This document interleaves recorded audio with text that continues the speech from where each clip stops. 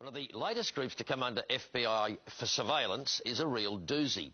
Food Not Bombs is the latest peace group on an anti-terror watch list.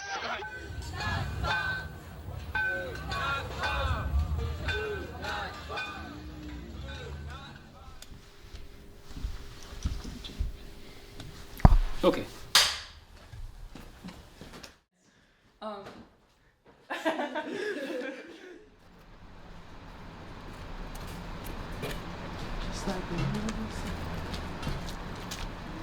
So, Food Not Bombs is a DIY urban resistance strategy. We take food that would otherwise be unused, cook it up, and give it to people who want it, anybody who wants it.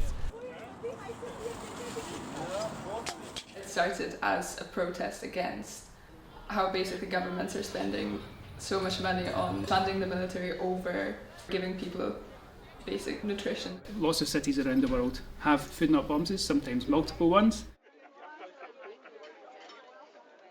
And it follows 3 basic principles. So principle 1 is that the food is always vegan and vegetarian and free to anyone with no questions asked. Oh, it's free. It's free. And the second one is that the group is non-hierarchical and decisions within the group are made based on consensus. We could do like patties for the... And the third one is that it's not a charity and it's dedicated to non-violent social change. It's a cliche, but you can't riot on an empty stomach. Like, you've got to provide people with those necessities before you can start working on the bigger stuff.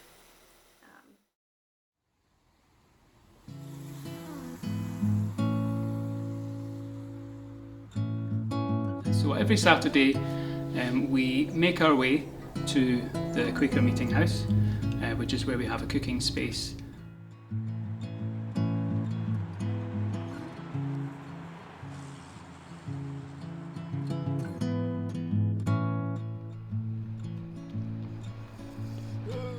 So we all arrive around 10:30, and then usually we come to a table full of ingredients.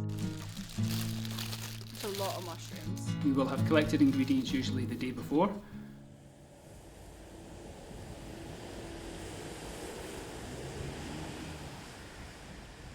So People's Pantry is one of quite a lot of pantries that exist nowadays. They work more on the model that you pay a small amount, maybe £2.50, £3, and you can get, say, £15 worth of shopping.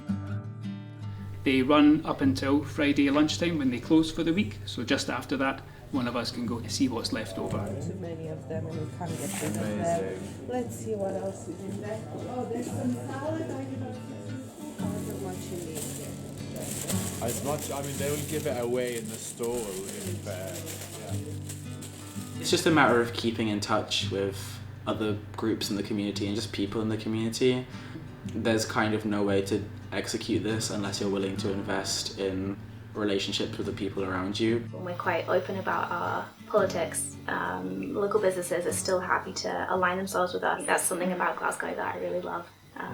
People are just naturally radical. No one really is the authority in the space. We all decide on stuff very collaboratively.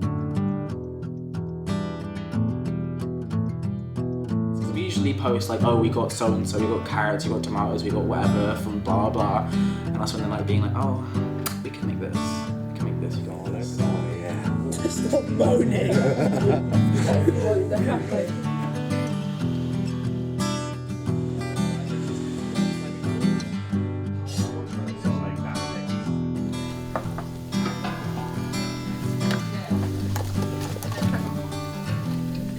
It's like a nice space where it doesn't feel like you're pressured to do anything really. So there's always space to socialise, but also space to just focus on the cooking itself.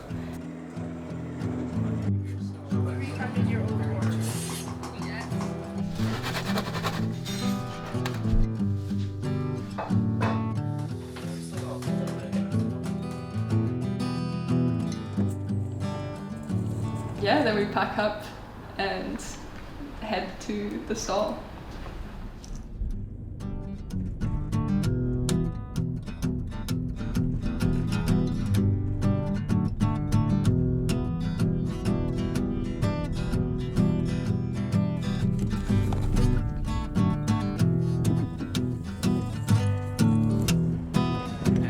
have access to a cellar for the moment, where we have that stationary equipment. So we take all that out, set it up, put the food out, and then we start serving.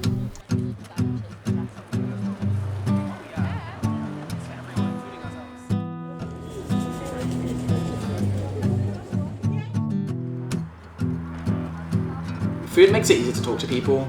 A lot of people just stay just for a chat, and it makes you feel involved with like the people around you.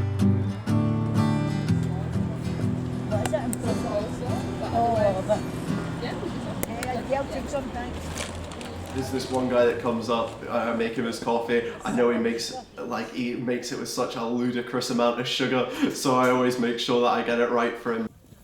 People just like talking to people, like being remembered, that kind of thing, right? So something really important to us is not having such a separation between the givers and the receivers. It's supposed to be a shared community meal, so having people come around from one side of the table to the other is always really nice. There was one time we made this like potato salad, and a guy strolled up and was like, "You need some za'atar on that," and he just disappeared, and 10 minutes later came with his bag of za'atar and just like tipped it on, mixed it up, 10 times better.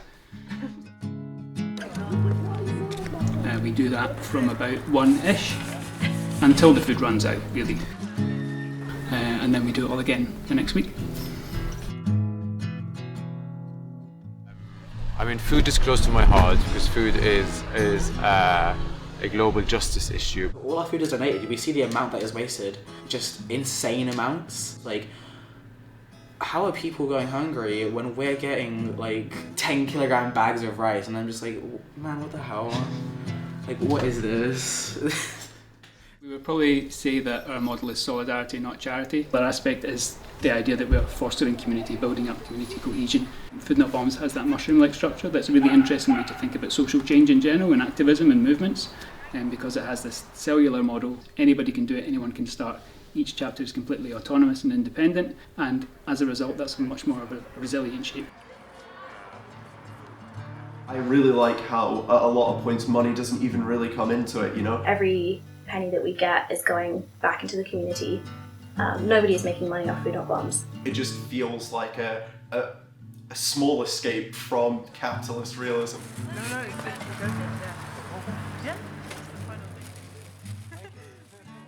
Everything that we do is a protest against inequality, against food scarcity, against capitalism, against war and poverty and injustice generally. It does make you look at like the world around you and like food system as a whole, and you're just like, oh, this really is not working out. And also it really is possible to do better. I set up the current chapter of Food Not Bombs. So I put out a call for volunteers. We set up our first food share at the start of 2021. It was kind of a disaster. Oh, how'd that go? We didn't really know what we were doing. It was pissing it down. We had like one driver, and after that I was like, is this the end? Was that our first and only food share? But we did manage to keep it going. You know, we're a leaderless, non-hierarchical group. Nobody's in charge, and it's quite difficult to make things happen sometimes. It's always been pretty chaotic. I think that's just the nature of anarchist organising. It's not anarchism's fault, it's capitalism's fault, because that's the thing that's made it all so difficult in the first place. You know, honestly sharing a free meal with somebody, showing that, you know, money isn't what matters in the world, you know, community is. I think it's a really good way of showing that. Yeah, it's very DIY, but we had fun. As with a lot of these things, it's better to do something imperfectly than to not do anything at all. So find out a bit more about it. You can contact our iteration via our socials or have a look on social media, and there might well be one that's nearby. Get started, get involved. Don't be shy, come up to the stall. By all means, come and join us if you want, but we would also encourage people just to start their own. It's pretty straightforward, like get the food, cook the food, give out the food. That's it. Thank you. Thank you. That's fine, it's coming.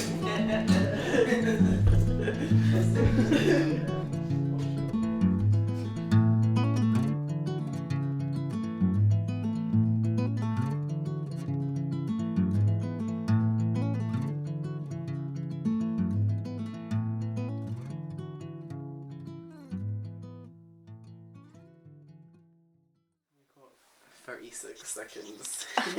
What can I say in 36 seconds? All cops are bastards. Free Palestine. Yeah. Go vegan if you can. Go vegan. I love being vegan.